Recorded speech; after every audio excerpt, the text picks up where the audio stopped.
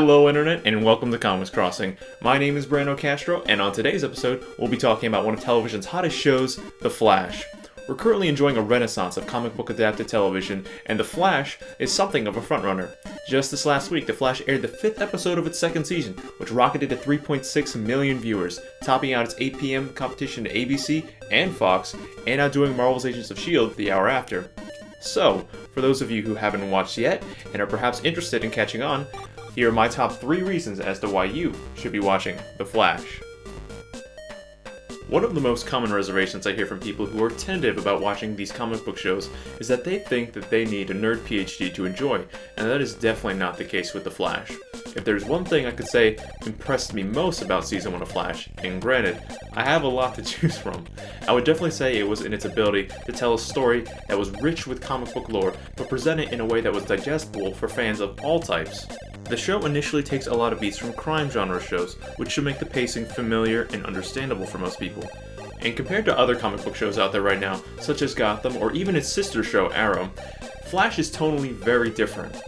The Flash enthusiastically embraces its more fun and lighter side, and rightfully so. Fans of the various iterations of the Flash note that the character has always been a symbol of youth and hope, so I think it was smart to incorporate these themes into the writing.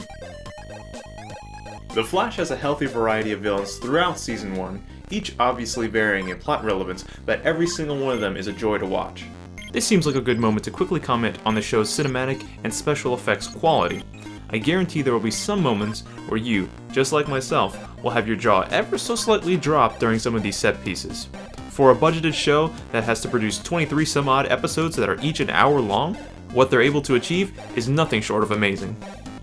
Back to the bad guys, however. With so many sprinkled throughout the entire story, you get a sort of monster of the week experience when watching Flash, and that keeps the show aesthetically fresh. Standouts, I'd have to say, were definitely Wentworth Miller's Captain Cold and Tom Cavanaugh's Harrison Wells. Miller, best known for his work on Prison Break, strongly owns up to the more cheesy aspects of Cold. Despite this, he still manages to exude genuine intelligence and charisma while playing a character that is essentially just a stubborn thief with a freezy gun. Kavanaugh, in my humble opinion, should have at least been in the conversation for an Emmy for his performance as Harrison Wells on Season 1 of Flash. I'm refraining from spoilers, so I'll simply say that Kavanaugh's performance brilliantly handles the duality and complexity of his character's role throughout Season 1. One of the Flash's inherent benefits was being spawned from the success of Arrow. Grant Gustin actually made his first appearance as Barry Allen in the middle of Arrow's second season as a supporting character, and since The Flash has launched, the two have shared a television universe. It's a lot of fun to not only watch The Flash and Arrow team up, but also their teammates and secondary characters hopping between the two shows to reinforce that sense of camaraderie.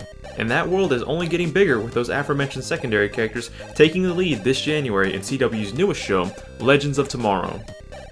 The final note, though, that I'd like to leave on this point of characters is a sense of quality over quantity. There are a ton of characters in this show, but the acting is solid across the board, which really helps in assisting your investment in watching these characters and their relationships develop.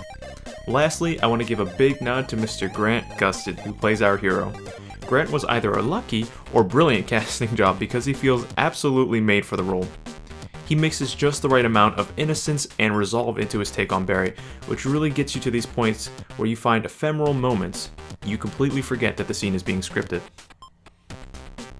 That's all for this episode, but if you had a good time, be sure to subscribe to keep up when the next Comics Crossing comes up, and also to keep up with the Paper Cuts podcast, where me and my friends talk any and all things comics. And be sure to follow us on Twitter at PC Cuts Podcast. And as always, have a good day, have a good life, and I'll see you all next time.